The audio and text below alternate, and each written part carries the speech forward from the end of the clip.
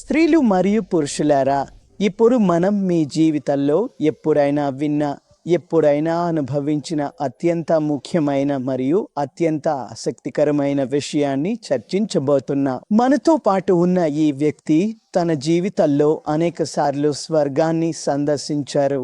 నేను నా స్వగ్రామాన్ని ఎంతసార్లు వెళ్తానో ఆయన కూడా అంతే సార్లు వెళ్ళి ఉండొచ్చు. ఇప్పుడు మనతో పాటు ఉన్నారు సోదరుడు B.G.S. దినకరన్ గారు. ఆయన తన గొప్ప అనుభవాలను మీతో పంచుకోబోతున్నారు. భూమిపై ఉన్నప్పుడే స్వర్గాన్ని సందర్శించడం గురించి. ఇప్పుడు ఆయన స్వర్గ సందర్శనల లోతుల్లోకి మనం వెళ్ళబోతున్నాం.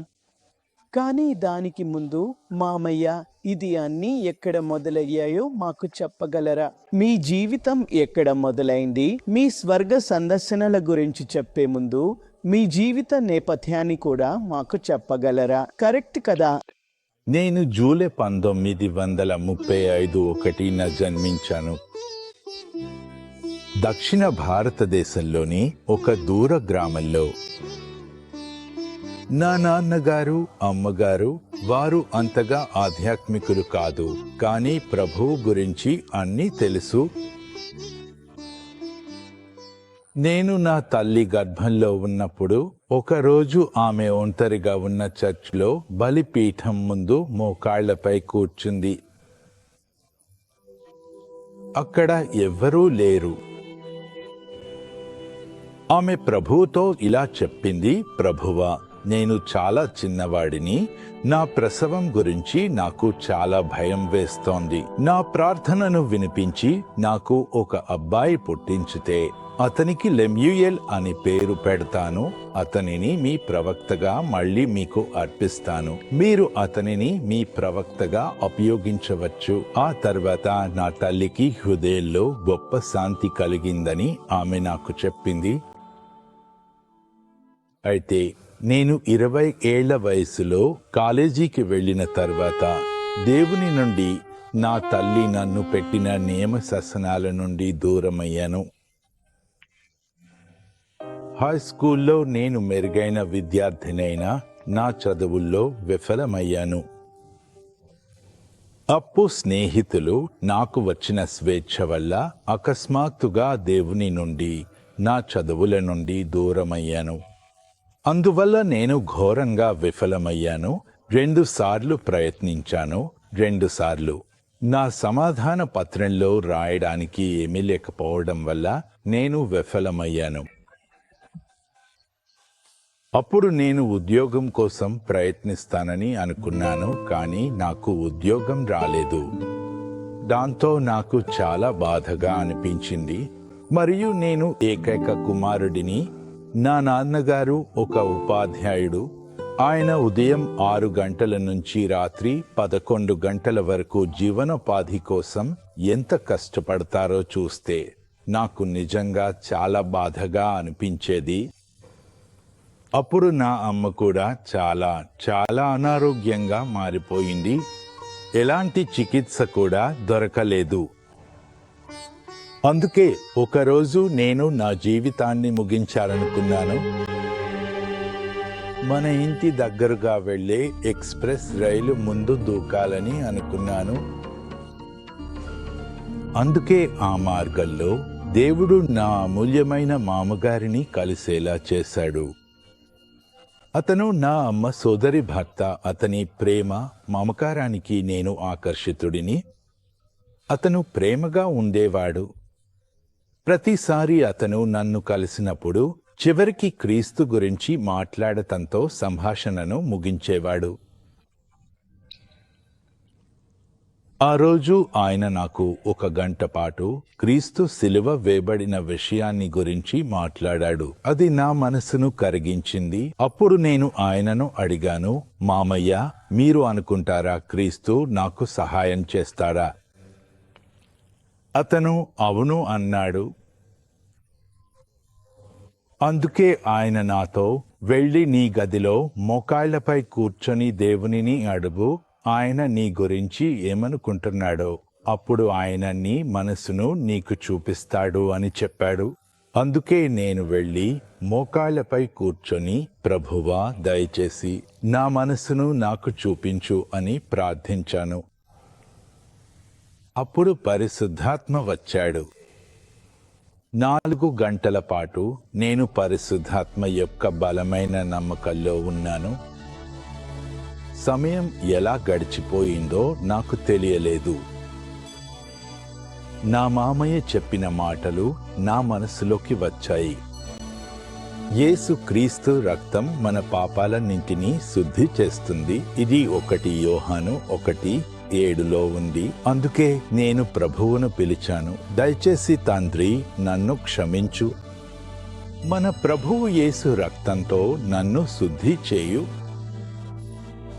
నాకు ఇంకో అవకాశం ఇవ్వు.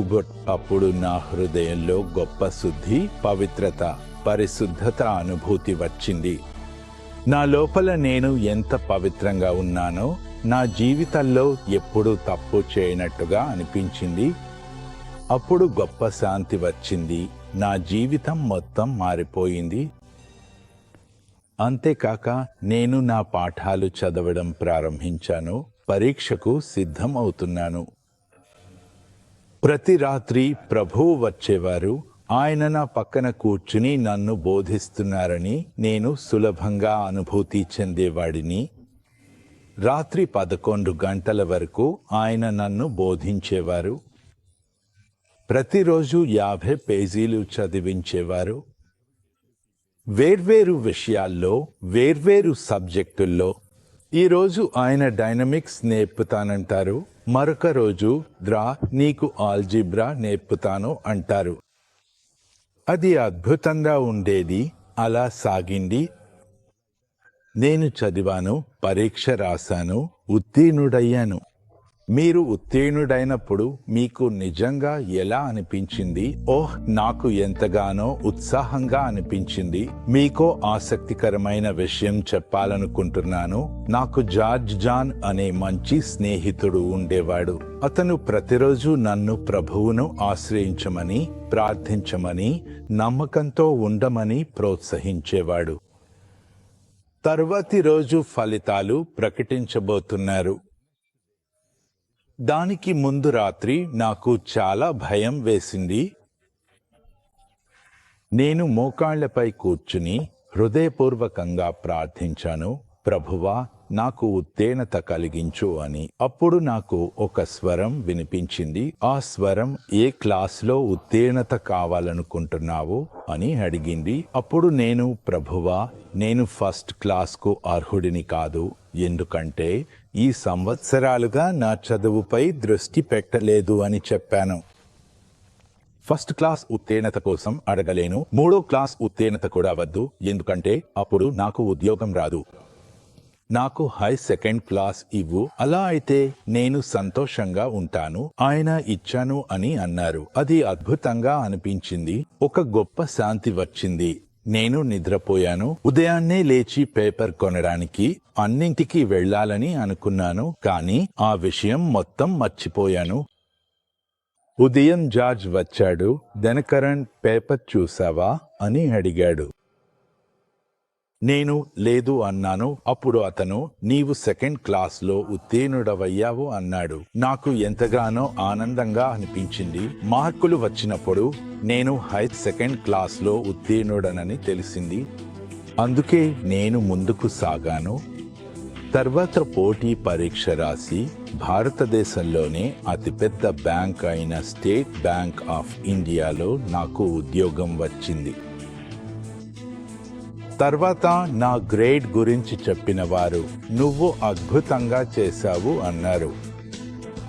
నువ్వు నీ ప్రతిభతోనే ఈ స్థాయికి వచ్చావు. అందుకే నేను ప్రార్థించాను, ఈ పరీక్ష రాశాను. దేవుడికి కృతజ్ఞతలు, నాకు ఈ ఉద్యోగం వచ్చింది. ఇప్పుడు జీవితంలో ఎదగాలని నేను బాగా శ్రమించాను. అందుకే నేను డిపార్ట్మెంటల్ పరీక్షలకు చదవడం ప్రారంభించాను. ఒకదాని తర్వాత ఒకటి ఒకదాని తర్వాత ఒకటి నేను ఉత్తీర్ణుడిని అయ్యాను. పాస్ చేయడం చాలా కష్టమైన కొన్ని ప్రత్యేకమైన సబ్జెక్టుల్లో పరీక్షలు పాస్ చేసినందుకు నాకు ప్రత్యేక అలవెన్సులు, బోనస్లు, హానరేరియన్లు వచ్చాయి. అలాగే బ్యాంకులో నాకు పదోన్నతులు వస్తున్నాయి. ఇంకోవైపు నేను పవిత్ర గ్రంథాలను చదవడం ప్రారంభించాను. అందులో ఒక విషయం నన్ను ఎంతో ఆకట్టుకుంది. ఆ ఒక్క విషయం ఏమిటంటే, సర్వశక్తిమంతుడు తన ప్రవక్తలతో మరియు ఎన్నుకున్న పాత్రలతో మాట్లాడిన విధానం. ప్రతిసారి నేను ఆదికాండము 5:24 చదివినప్పుడు హనోక్ దేవునితో నడిచాడు అని చదివేవాడిని. 6:9 నోవహు దేవునితో నడిచాడు. యాకోబు 2:23 అబ్రాహాము దేవుని స్నేహితుడు. నిర్గమకాండము 33:11, సంఖ్యాకాండము 7:89, 12:8 దేవుడు మోషేతో స్నేహితుడితో మాట్లాడినట్లు మాట్లాడాడు. ప్రేరితుల కార్యములు 13:22 బైబిల్ చెబుతోంది, దేవుడు దావీదు నా హృదయానికి అనుగుణమైన మనిషి అన్నాడు. ఆయన వారితో నడిచిన విధానం, వారితో మాట్లాడిన విధానం, వారు ఆయనతో మాట్లాడిన విధానం, దేవుడు వారికి ప్రతిస్పందించిన విధానం, ఇది నాకు మరేదైనా కంటే ఎక్కువ ఆనందాన్ని ఇచ్చింది. నిజానికి నాకు ఆనందాన్ని ఇచ్చిన రెండవ విషయం ఈ అద్భుత శక్తి. నేను ప్రభువా, నేను నిన్ను చూడాలి అని చెప్పాను. నేను నిన్ను మాట్లాడాలి. రెండవ విషయం ఏమిటంటే, ప్రభువా, నీ అద్భుత శక్తిని నేను ప్రత్యక్షంగా చూడాలి. తద్వారా ఆ శక్తిని బాధలో, దోహకంలో ఉన్న నా ప్రజలకు తీసుకురావచ్చు. వాళ్ళు కూడా ఈ శక్తిని అనుభవించాలి అనుకుంటున్నాను. ప్రభువా, నీవు నాకు ఈ శక్తిని ఇస్తే నేను సహాయం చేయగలను. ఎంతో మంది ప్రజలు, ముఖ్యంగా నాలాంటి ఆత్మహత్య చేసుకోవాలని భావిస్తున్న యువత బాధలో ఉన్నారు. కాబట్టి దయచేసి నాకు సహాయం చేయు. 7 సంవత్సరాలు నేను ఇలా ప్రార్థించాను. అప్పుడు ఒకరోజు తన మహాకరుణతో ప్రభువు నాకు ఒక వచనాన్ని చూపించాడు. అపొస్తలుల కార్యములు 10:38. దేవుడు నజరేయుడైన యేసును పరిశుద్ధాత్మతో మరియు శక్తితో అభిషేకించాడు. దేవుడు ఆయనతో ఉన్నాడు. ఆయన మంచి పనులు చేస్తూ సాతాను చేత బాధపడుతున్న వారందరినీ విమోచిస్తూ తిరిగాడు. నేను చెప్పాను, నా ప్రభువా, యేసు క్రీస్తు దేవుని కుమారుడే. ఆయనే దేవుని మహిమకు ప్రతిరూపం. ఆయన దేవుడు అయిన ప్రజలకు సువార్తను తీసుకెళ్లేందుకు ఆయన పరిశుద్ధాత్మ మరియు శక్తి యొక్క అభిషేకాన్ని స్వీకరించాల్సి వచ్చింది. అందుకే నేను చెప్పాను, ప్రభువా, నాకు పరిశుద్ధాత్మను ఇవ్వు. అప్పుడు నేను ప్రార్థించటం మొదలుపెట్టాను. మళ్ళీ ప్రార్థించాను. మరియు నిజానికి అనేక మంది దేవుని పరిశుద్ధులు నా మీద చేతులు ఉంచి నా కోసం నిజంగా ప్రార్థించారు. చివరికి పాస్టర్ J.S. అనే ఒక పాస్టర్ ఉన్నారు. లెమియేల్ ఆయన ప్రియమైన భార్యతో కలిసి దక్షిణ భారతదేశంలోని కోయంబత్తూరులో ఉన్నారు. విశ్వాస విషయానికి వస్తే ఆయన దేవుని గొప్ప సేవకుడు. ఈ ప్రియమైన సోదరి దేవునితో నడుస్తూ దేవునితో మాట్లాడుతూ ఉండేవారు. వీరిద్దరూ ప్రత్యేకంగా శ్రద్ధ చూపించి, సోదరా, నిరుత్సాహపడకండి అన్నారు. మేము కొన్ని రోజులు మీతో ఉండి ప్రార్థిస్తామని చెప్పారు. వారు నిజంగా ప్రార్థించారు. ఒకరోజు అక్టోబర్ 1962 10న ఫిబ్రవరి 1955 11న నేను నా హృదయాన్ని క్రీస్తుకు ఇచ్చాను. 7 సంవత్సరాల తర్వాత అక్టోబర్ 1962 10న నేను బ్యాంక్ నుండి చాలా అలసిపోయి తిరిగి వచ్చినప్పుడు నా తండ్రి, తల్లి ఈ ఇద్దరితో కలిసి ప్రార్థించాను. ఆ రాత్రి నా నాన్న ప్రార్థిస్తున్నారు.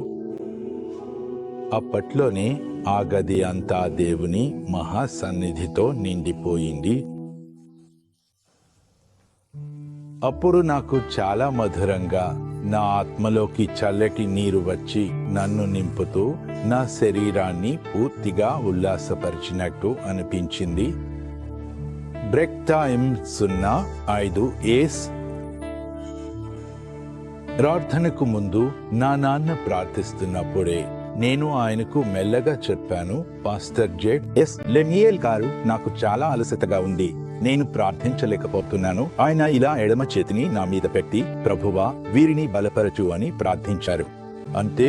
మీరు బ్యాంక్ పనిలోంచి తిరిగి వచ్చారు. అవును, ఆ రోజు బ్యాంక్ లో చాలా కష్టమైన పని జరిగింది. ఆ రోజు చాలా కష్టపడి పని చేశాను. నా ఇన్స్పెక్టర్లు మొత్తం రికార్డులను తనిఖీ చేస్తున్నారు. వారు నన్ను మొత్తం రోజు ప్రశ్నలతో ఇబ్బంది పెట్టారు. అయితే ఆయన నన్ను తాకినప్పుడు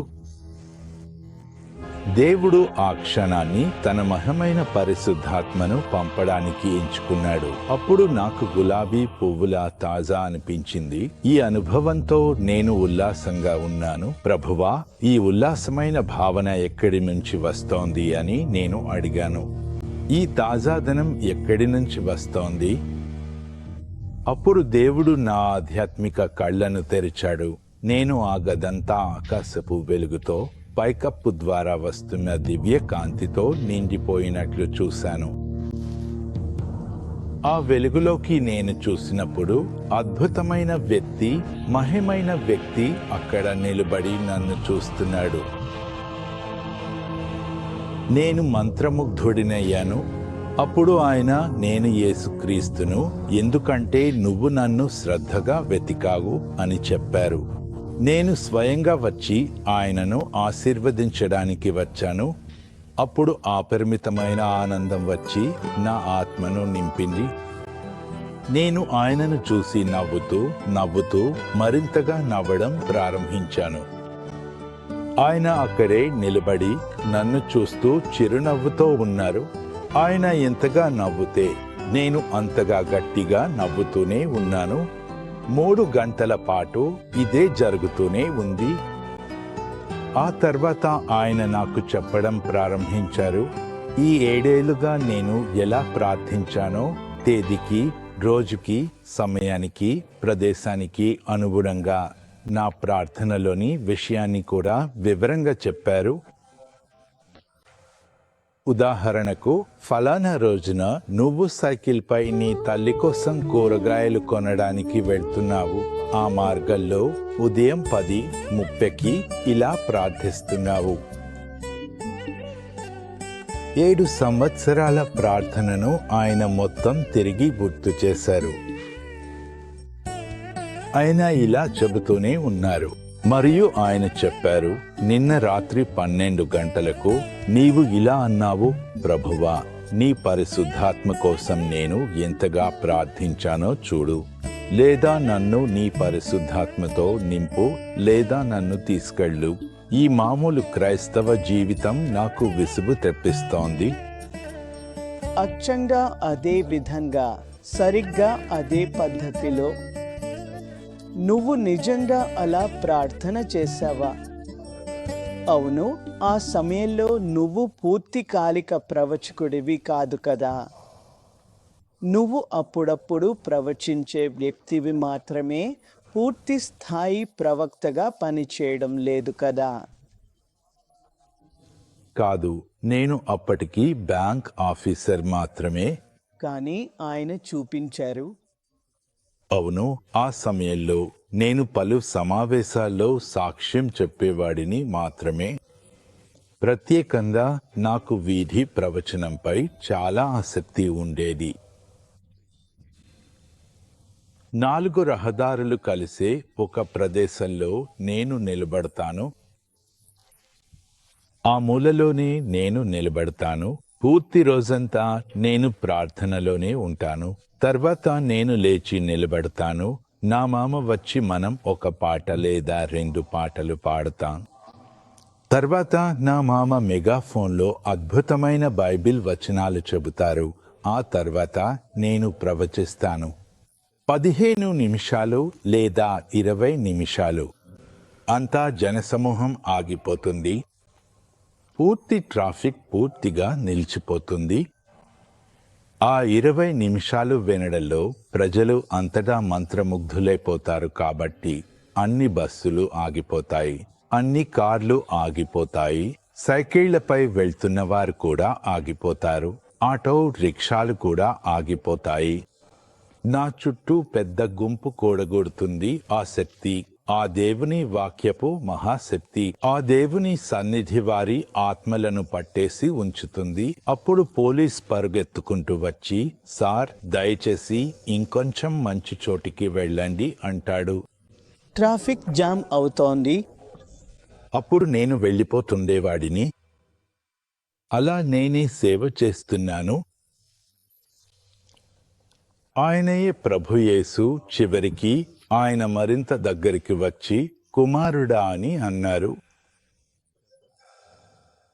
ఈ లోకమంతా నా ప్రేమను, నా కరుణను గురించి విన్నది, కానీ అది ఒక మనిషి జీవితంలో అది ఎప్పుడూ చూడలేదు. ఈరోజు నేను నిన్ను నా ప్రేమ మరియు కరుణ ఆత్మతో నింపుతున్నాను.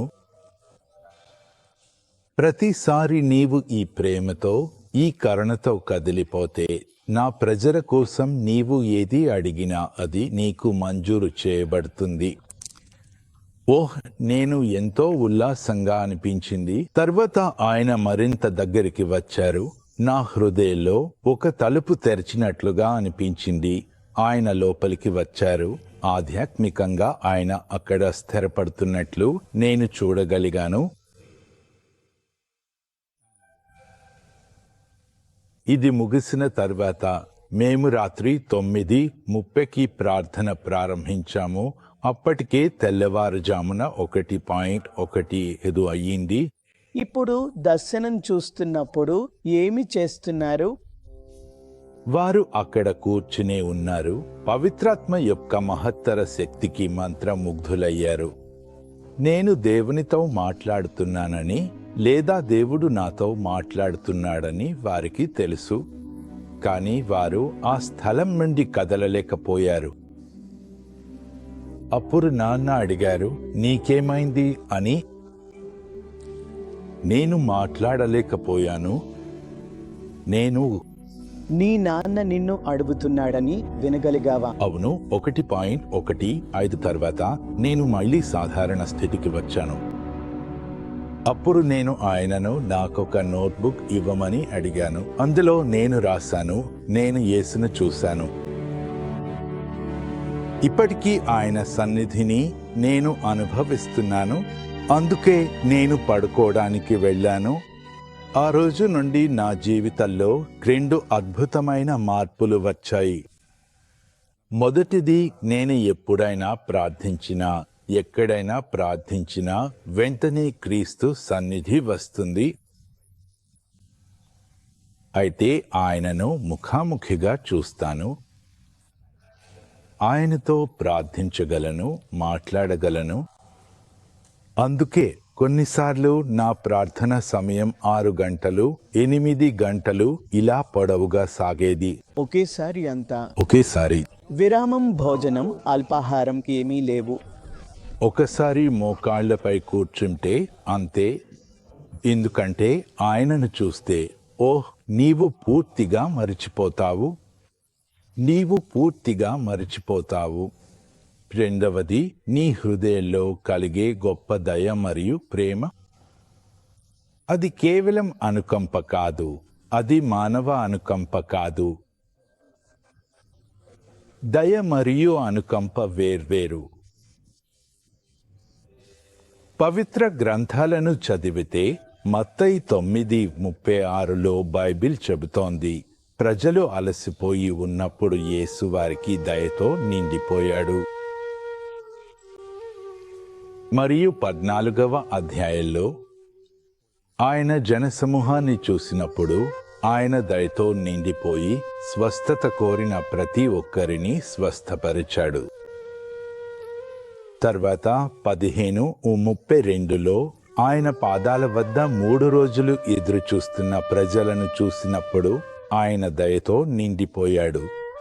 ఆయన వారిని ఆకలితో పంపలేను అని అన్నాడు. మరియు 20:34లో అంధుడు అరవగా ఆయన దయతో నిండిపోయాడు. మార్కు 1:42లో కుష్ఠరోగి వచ్చి ఏడ్చినప్పుడు ఆయన దయతో నిండిపోయి అతన్ని తాకి స్వస్థపరిచాడు. మార్కు 6:34లో ఆయన జనసమూహాన్ని చూసినప్పుడు ఆయన దయతో నిండిపోయి మాట్లాడటం మొదలుపెట్టాడు, మాట్లాడుతూనే ఉన్నాడు. లూకా 7:13-14లో ఆ మహిళ, ఆమె విధవ మరియు తన ఏకైక కుమారుడిని కోల్పోయి ఏడుస్తున్నప్పుడు దయతో నిండిపోయి ఆయన, స్త్రీ ఏడవకూడదు అని అన్నాడు. కాబట్టి ఇది కేవలం అనుకంప కాదు. అనుకంప మనిషిపై జాలి చూపించడంలోనే ఆగిపోతుంది.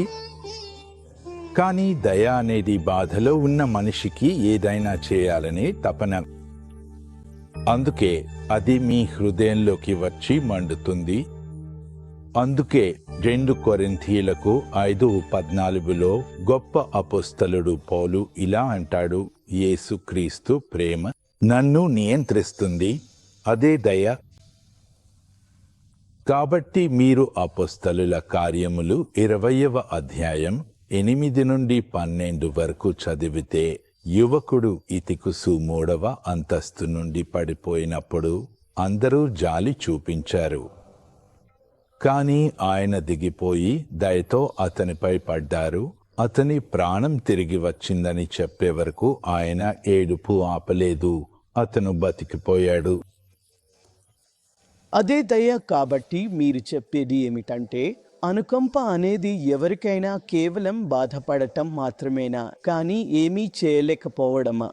కానీ దయ మీ ద్వారా దేవుని అద్భుతాలను తీసుకురావడానికే కారణమవుతుందా? ఇదే తేడా. మీరు నాకు చెప్పేది ఖచ్చితంగా ఏమిటి? అదే దయ లేదా యేసుక్రీస్తు 2000 సంవత్సరాల క్రితం కలిగిన భావన, అదే భావన మీను ఇప్పుడు కదిలించిందా?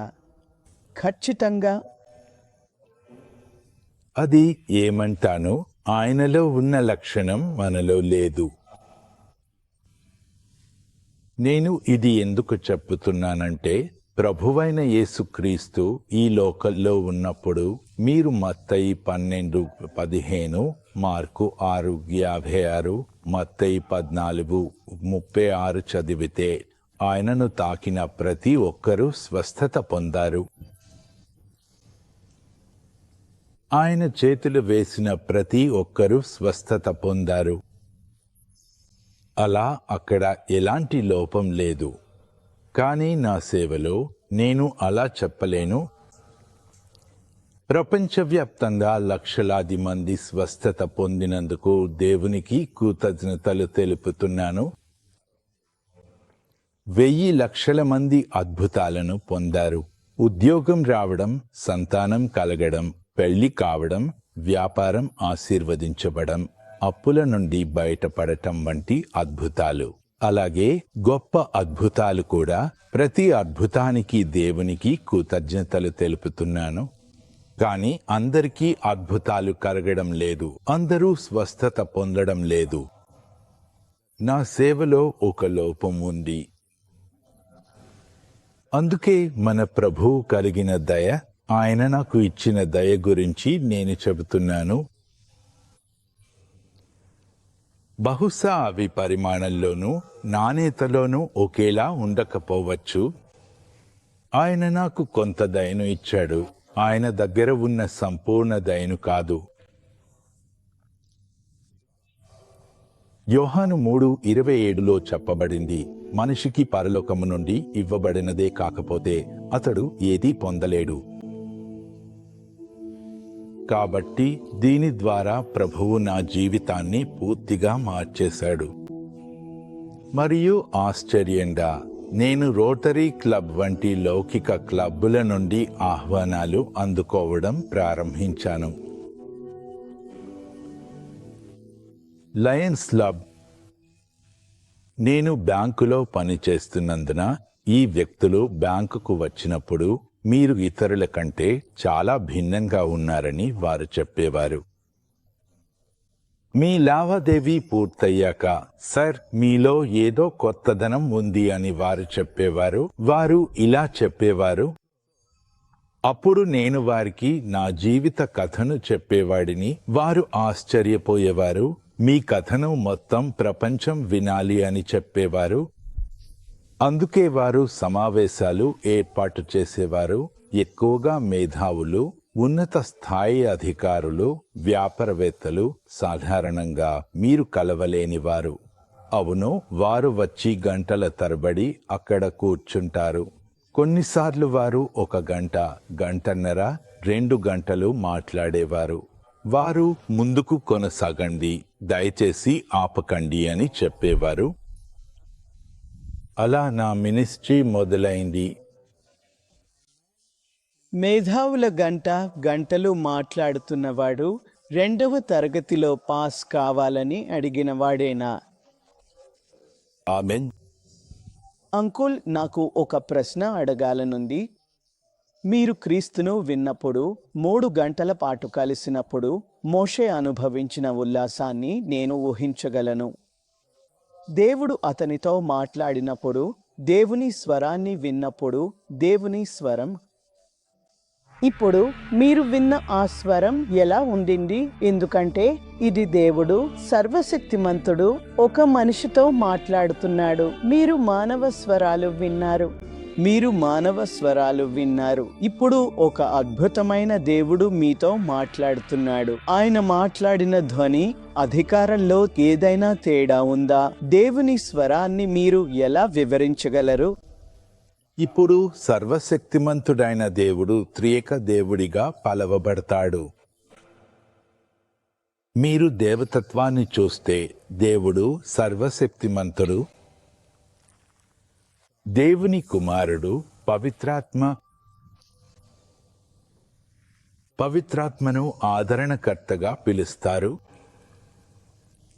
ఇప్పుడు మీరు ప్రకటన గ్రంథం 1:10, ప్రకటన గ్రంథం 4:2 చదివితే, అతను ప్రకటన పొందే ముందు అపొస్తలుడు యోహాను లేదా దివ్యుడు యోహాను అని పిలిచేవారు. నేను ఆత్మలో ఉన్నాను అని అంటాడు.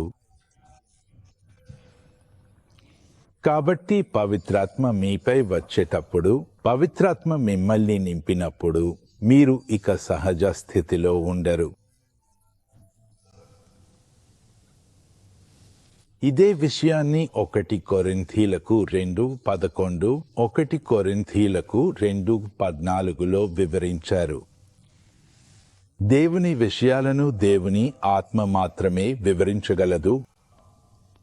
అందువల్ల ఆయన వచ్చేటప్పుడు మీ ఆత్మలో ఆయన మీకు వివరించుతాడు. ఇది ఒక ప్రశ్న. పవిత్రాత్మ తన ఆలోచనలను మీకు ప్రసారం చేయడం. మరియు బైబిల్లో ఇలా ఉంది.